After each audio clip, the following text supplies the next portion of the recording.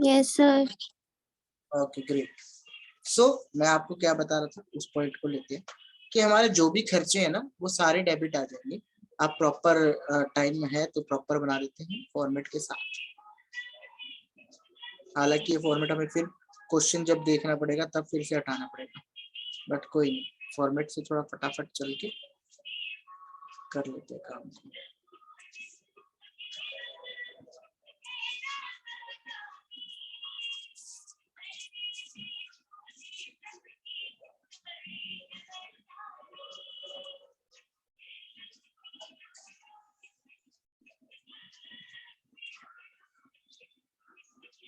तो छोटा बना रहा हूँ डेट का कॉलम, आप जब बनाओगे तो बड़ा लिखना। ये डेट आ गई, इसके अंदर लिखते हैं, ठीक है। ये पर्टिकुलर आ गया, लेजर वैल्यू आ गया, अमाउंट डेबिट साइड का, अमाउंट क्रेडिट साइड का। तो देखो बात हमारी जो चल रही थी उसी टॉपिक पे आते हैं। गला सूख जाता है। मैंने क्या बोला, कोई भी खर्चे है तो वो खर्चे सारे डेबिट होंगे। तो पहला खर्चा हमारा स्टेशनरी का है, स्टेशनरी अकाउंट डेबिट। दूसरा हमने रेंट पे करना है, रेंट अकाउंट डेबिट। तीसरा हमने स्टाफ की सैलरी देनी है। सैलरी के 2 पॉइंट बनते हैं यहाँ पे, दोनों ही चीजों से आपका आंसर समझ आएगा। पहला पॉइंट क्या बनता है, ये हमारा खर्चा है तो ये डेबिट में आएगा। दूसरा पॉइंट जो है जो हमारा पर्सनल रूल कहता है, debit the receiver credit the giver. तो सैलरी एम्प्लॉयज को मिलती है तो वो क्या होता है, रिसीवर होते हैं। तो डेबिट द रिसीवर, दोनों ही पॉइंट से सॉरी रुको, उस वाले पॉइंट से, हाँ ठीक है, दोनों ही पॉइंट से ये डेबिट आता है। पॉइंट क्लियर हुआ क्या? दोबारा बोलूं मैं एक बार, मैंने क्या बोला, पहली बात तो ये कि हमारा नॉमिनल रूल के अकॉर्डिंग अगर चलते हैं तो debit all the expenses. Company के लिए हमारे लिए खर्चा है तो इसलिए डेबिट है। और अगर हम उसको बात करते हैं पर्सनल अकाउंट की, अगर मान लो किसी का नाम होता है राज सैलरी, राम सैलरी, तो उसमें भी लिखा है डेबिट द रिसीवर, तो जिसको मिलेगी वो डेबिट होगा, तो भी आपकी सैलरी हमेशा डेबिट आती है। ये चीज मैं बता रहा था। थोड़ा सा क्लियर है इस पॉइंट? आगे बढ़े। Yes sir. Yes sir. अब देखो ये ना आगे काम आएगा जब आप ट्रायल बैलेंस करोगे ना, या फिर फाइनेंशियल स्टेटमेंट करोगे, तब आपको ये चीज समझ आएगी किस तरह क्यों हमने ये कहा है और कैसे काम करेगा। थोड़ा पेन को मैंने मोटा कर लिया है। 2, अब देखो ये सारे हमारे खर्चे हैं, हाईलाइटर, ये सारे हमारे खर्चे हैं। तो हम क्या करेंगे, ये सारे खर्चे हैं किस, तो हम इसको सीधा पेमेंट कर देंगे। हमने कैश से पेमेंट करी है तो टू कैश अकाउंट, अगर बैंक से करते हो तो बैंक अकाउंट। ये तीनों एंट्री अलग अलग भी कर सकते हो, stationery account to cash, rent account to cash, salary account debit to cash, या तीनों को मर्ज कर सकते हो क्योंकि तीनों का नेचर सेम है। तीनों ही हमारे क्या है, खर्चे हैं, इसलिए मैंने तीनों को मर्ज कर दिया। ठीक है। अब स्टेशनरी कितने की थी, यस सर। क्वेश्चन तो मैंने हटा दिया, पहले मैं ऐसे ही बताया, तो मैंने देख के यहाँ पे स्टेशनरी हमारी 200 की थी, ठीक है। और रेंट हमारा 500 था। स्टाफ की सैलरी है हमारे पास 2000। 2000। क्या बात है, स्क्रीनशॉट ले लिया था, very good. Yes sir. Total लिख दो 2000 और 200 और ये 700, तो 2700 रुपए आपके यहाँ आ गए। आप क्या लिखोगे, बीइंग एक्सपेंसेस पेड, सारे के सारे खर्चे चुका। क्लियर है? Yes sir. Yes sir. In case हमें पैसा मिलता, कैश रिसीव होता, तो कैश अकाउंट डेबिट किस वजह से, हमारी कोई जमीन हमने किराए पे दे दी है, या फिर हमें कहीं से सैलरी मिली है तो उसको लिख देते हैं हम सैलरी रिसीव। ठीक है, ये तो पेड होती है, नॉर्मली सैलरी पेड होती है, अगर हम रिसीव्ड लिख देंगे तो यहाँ आ जाता है। ठीक है। और तीसरा आपका आ जाता है क्या बोलते हैं, कुछ भी चीज आपको मिली है, कमीशन, कमीशन भी अगर आपको मिला है तो इस केस में हमारा कैश आ जाता है हमारे पास, और ये तीनों चीजों से आता है तो ये नाम आ जाते हैं। Clear? Yes sir. Very good. चलो अब तुम्हारे क्वेश्चन पे आते हैं, क्योंकि उस क्वेश्चन में हमारा एक पॉइंट रह गया था, उसको समझाते हैं। काफी इंपॉर्टेंट क्वेश्चन है। उस क्वेश्चन से पहले मैं आपको यही चीज बताया था क्योंकि वो यहीं से काम आएगी। देखो डिस्काउंट की बात लेते हैं, ठीक है, डिस्काउंट की बात लेते हैं। डिस्काउंट ना हमेशा 2 तरह के होते हैं, ठीक है, एक आपको होता है ट्रेड डिस्काउंट। ठीक, ये बहुत काम की चीज है। एक आपका आएगा कैश डिस्काउंट। ठीक है, वैसे जो दो तरह के होते हैं, एक होता है डिस्काउंट आपको मिला, डिस्काउंट रिसीव्ड, एक आपने डिस्काउंट दिया तो डिस्काउंट पेड। ये चारों चीज अलग अलग है। ये डिस्काउंट की दो एंट्री, या तो मिला है या पे हुआ है, और ये उसके दो पार्ट। यहाँ तक समझ आए तो आगे बताते क्या है इसमें, करना क्या है, समझाने वाला क्या है इसमें। देखो, डिस्काउंट जब भी मिलेगा तो आपकी कंपनी का क्या होगा, प्रॉफिट होगा, फायदा होगा, है ना, होगा। Yes sir. तो जब भी हमारा प्रॉफिट होता है तो नॉमिनल अकाउंट क्या कहता है, debit all the expenses, credit all the income and gains. तो जब हमें डिस्काउंट मिलेगा तो ध्यान रखना वो क्रेडिट साइड में आएगा। जब हम डिस्काउंट दे रहे हैं तो नुकसान है, यस सर। तो लॉस कहाँ आएंगे सारे, डेबिट। हाँ, ये पॉइंट ध्यान रखना। अब ट्रेड डिस्काउंट कैश डिस्काउंट की बात करते हैं। ट्रेड डिस्काउंट फॉर ऑल, ये सबके लिए होता है। ठीक है, इसीलिए जनरल एंट्री में हमेशा ये अमाउंट माइनस करके लिखते हैं, ये इस नाम से कभी भी जनरल एंट्री में नहीं आता। ठीक है, जैसे मैं बोल रहा हूँ 100 रुपए की कोई चीज है और 10% डिस्काउंट पे है, तो मेरे लिए सभी के लिए वो 90 रुपए की है। ठीक है, तो हम जब भी एंट्री करेंगे 90 से करेंगे, इस 10 की हम कोई एंट्री नहीं करेंगे। ठीक है, वहीं अगर हम कैश डिस्काउंट देते हैं तो ये एक तरह का स्पेशल डिस्काउंट हो गया कि जब कोई कस्टमर हमें सारा पैसा देने के लिए तैयार होता है तो आप खुशी खुशी में पैसा डिस्काउंट दे देते हो। जैसे तुम दोनों का एग्जांपल लेते हैं, एमन स्माइली बनाते हैं तुम्हारी और दोनों की। ठीक है, उसके अकॉर्डिंग चलते हैं कि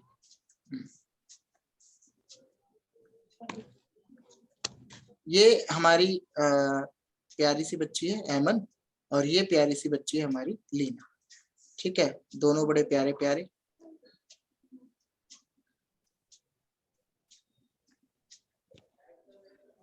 तो टेढ़े मेढ़े हो तो संभाल लेना। दोनों गोलगप्पे खाने गए हैं। ठीक है, अब एमन के पैसे कहीं रास्ते में गिर गए तो एमन ने कहा यार तू दे दे गोलगप्पे के पैसे। तो ये इसने गोलगप्पे के पैसे दे दिए। लगभग आप लोगों ने मिलके 100 रुपए के गोलगप्पे खा लिए। 50 के एक ने खाए, 50 के एक ने खाए। ठीक है, अब क्या हुआ, जब इसको पैस कैश हुआ, इसने कैश देने की बात करी, अब इसको पैसों की जरूरत थी 50 की, इसने कहा 50 नहीं है मेरे पास 48 रुपए पड़े हैं। तो ऑन द स्पॉट इसने क्या कर दिया, 2 रुपए का इसको कैश डिस्काउंट दे दिया, जिसको हम जनरल एंट्री में हमेशा लिखेंगे। ठीक है, ये ध्यान रखना, बस कैश डिस्काउंट हमेशा तब देते हैं जब हमें पता है यार पूरी पेमेंट आ रही है। यहाँ पे लीना के मन में आया यार 2 रुपए का एक तो लॉस हो रहा है, बाकी 48 तो पूरे खरे है, तो 48 लेके खत्म करते हैं। ठीक, ये ना एक रूल भी होता है इकोनॉमिक्स का एक रूल है, बर्ड मनी के लिए, bird in hand is better. ठीक है, मतलब आपके हाथ में अगर कोई चीज है तो वो बेटर है बजाय फ्यूचर में वो चीज मिलेगी। तो अगर आपको अभी 100 रुपए मिल रहे हैं और आगे आपको कहा जाए कि 10 साल बाद ले लो मैं 1000 रुपए दूंगा, तो हमेशा प्रेफर करना 100 रुपए अभी ले लो। हाँ, 100 रुपए अभी ले लो। 10 साल बाद का कुछ भरोसा नहीं है, क्या पता वो 10 साल तक तुम जियो, वो जिए ना जिए, या फिर वो दे ना दे। तो इसलिए bird in hand is better than bird in future. तो आपके हाथ में चीज हो तो बढ़िया रहता है। ये आपको समझ आ गया होगा डिस्काउंट का पॉइंट। अब हम आते हैं क्वेश्चन पे वापस, क्योंकि फुल सेटलमेंट समझने के लिए जरूरी था। चलो क्वेश्चन पे आते हैं। कहाँ है,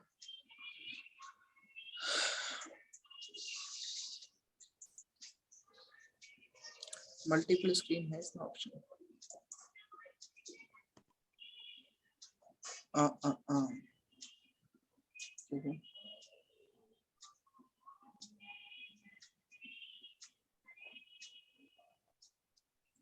चलो कोई बात नहीं, इतना ही होगा, इसी से करके बताए।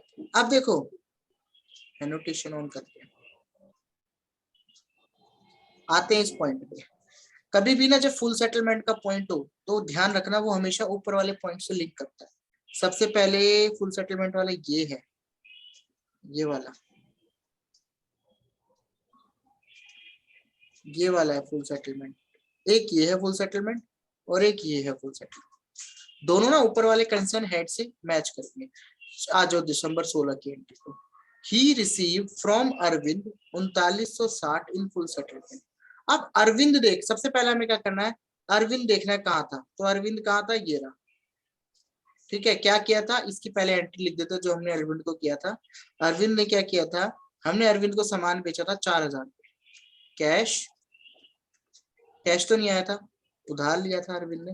यार ये तुमसे पूछता मैं, खुद गलत लिख के ना तुमसे सही सही पूछता, बताओ ये सही है कि नहीं, सही रहता, कोई बात नहीं है। तो Arvind account debit to sales, पहली एंट्री तो आपकी ये थी, कितना, 4000 और 4000।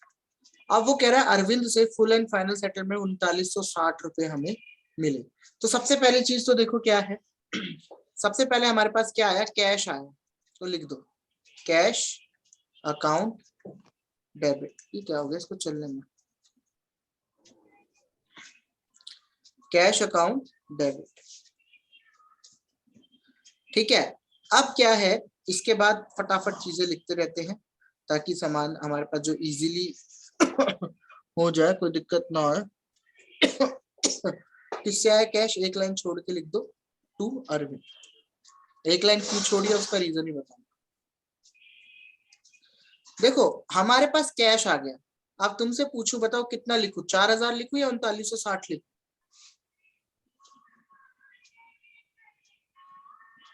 बोलो। Sir 4000, sir 3960। 3960। 4000 क्यों नहीं लेंगे, क्योंकि यहाँ पे हमें मिले कितने हैं, रिसीव फ्रॉम अरविंद 3960।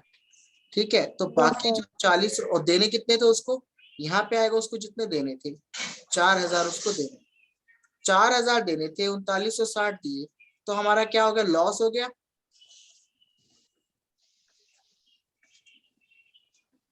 लॉस हो गया सर क्यों, कैश आया हमारा अरविंद से, तो हमने उसको एक तरह से डिस्काउंट दे दिया ना।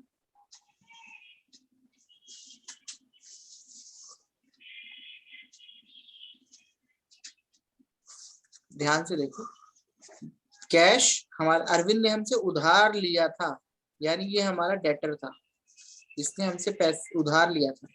अब इसने कैश दिया है, तो कैश तो दिया है, लेकिन कैश पूरा ना देके 3960 रुपए दिया है।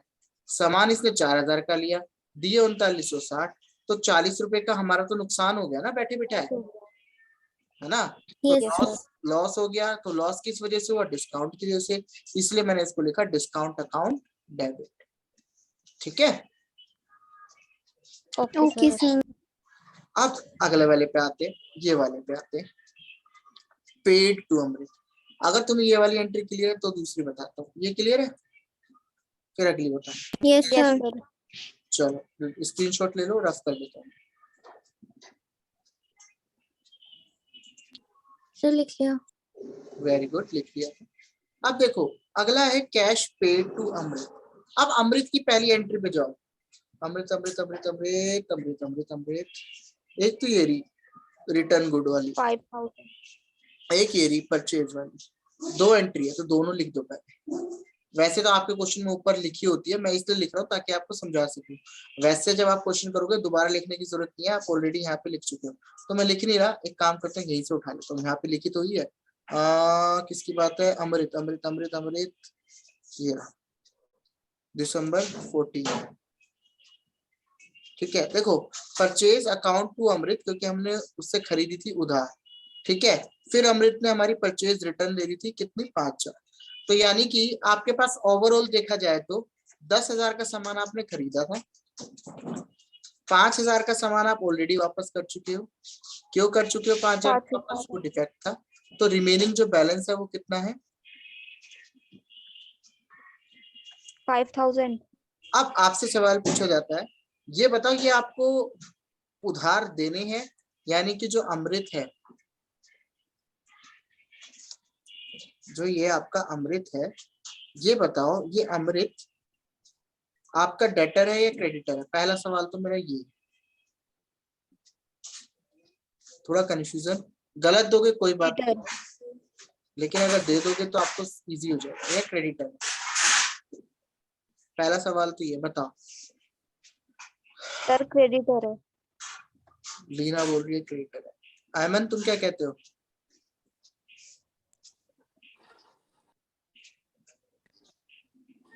Sir debit. देखो मैंने अभी आपको बताया था, अमर जब भी हम ना किसी से उधार लेते हैं तो हमने उधार लिया। देखो अगर मैं बात करूं परचेज की, परचेज यानी मैंने खरीदा है ना, परचेज यानी मैंने खरीदा है, तो मैंने खरीदा है तो मैंने उधार लिया है ना, तो ये अमृत हमारा क्रेडिटर, क्योंकि हमने इससे उधार लिया है। ठीक है, पहला पॉइंट तो ये ध्यान रखना, ये हमारा क्या है, ये हमारा क्रेडिटर है। ठीक, अब आगे देखो। अब यहाँ पे हमारा अरविंद को हमने, अरविंद नहीं अमृत, ये हमने परचेज वाली एंट्री कर दी, ये परचेज रिटर्न की एंट्री कर दी। अब जो अगला सवाल है हमारे पास वो है इसकी सेटलमेंट का। अब देखो यहाँ पे क्या कह रहा है, कैश, बाहर चल के गंदी हो रही थी ऐसे। तो देखो अब कैश पेड आपको लिखना है, cash paid to Amrit in full settlement. सबसे पहले आप देखो कि यहाँ पे आप पे कर रहे हो यानी डेटर है, ठीक है। तो यहाँ पे हम क्या करेंगे, आपके पास क्या आएगा, आपके पास अमृत आएगा। अमृत कह रहा है भाई मेरे पैसे दो, तो आप लिख रहे हो अमृत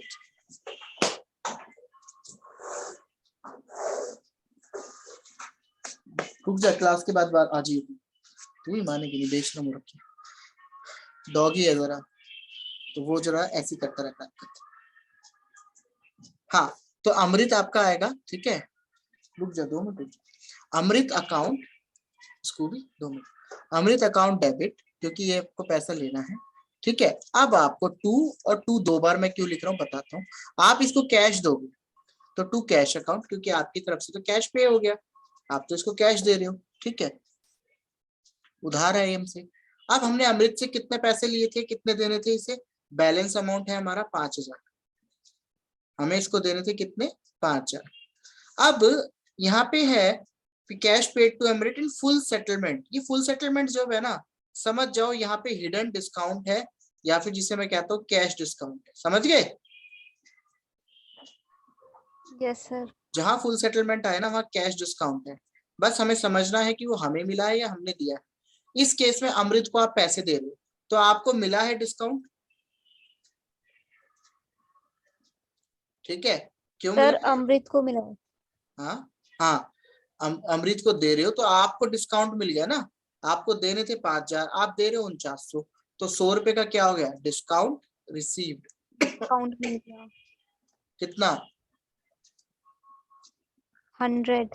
हाँ, इससे आपको ना 2 चीज क्लियर होगी, एक तो ये समझ आया कि डिस्काउंट पेड डिस्काउंट रिसीव का क्या रहता है, दूसरा आपको क्या समझ आया कि जब भी हम कोई भी एंट्री करते हैं जर्नल एंट्री, दोनों साइड का बैलेंस बराबर होता है। इस साइड का टोटल करो तो 5000, इस साइड का टोटल करो तो 5000।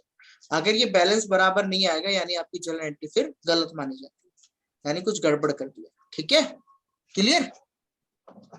अब लास्ट पॉइंट है इसका, वो यस दिखाते हैं और फिर इसका सॉल्यूशन दिखाता हूँ आगे के पेज का। ये देखो, goods distributed as free sample, तो ये आप बताओ गुड्स जब भी हम फ्री सैंपल में दे रहे हैं तो हमारा फायदा हो रहा है लॉस में, लॉस। ठीक है, लॉस हो रहा है, वेरी गुड।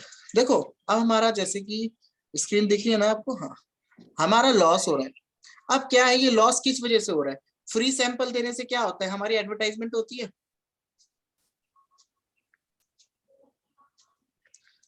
जब मैं यस सर। लोगों को बताऊंगा कि मेरे सैंपल खरीदो, तो एक तरह से वो एडवर्टाइजमेंट एक्सपेंसेस हो गए, तो एडवर्टाइजमेंट एक्सपेंसेस अकाउंट डेबिट, क्योंकि हमारी वो हो रही है। अब हम कर क्या रहे, अगर कैश देते इसके लिए तो टू कैश आता, बट हम क्या दे रहे हैं, गुड्स दे रहे हैं। तो मैंने आपको बताया था जब भी गुड्स आएगी तो किस नाम से आएगी, गुड्स जब भी आएगी तो किस नाम से आएगी, परचेज के नाम से आएगी। जब भी हम गुड्स को कहीं डिस्ट्रीब्यूट करते हैं, इसको क्या होगा चलने में, एक मिनट रुकना, टू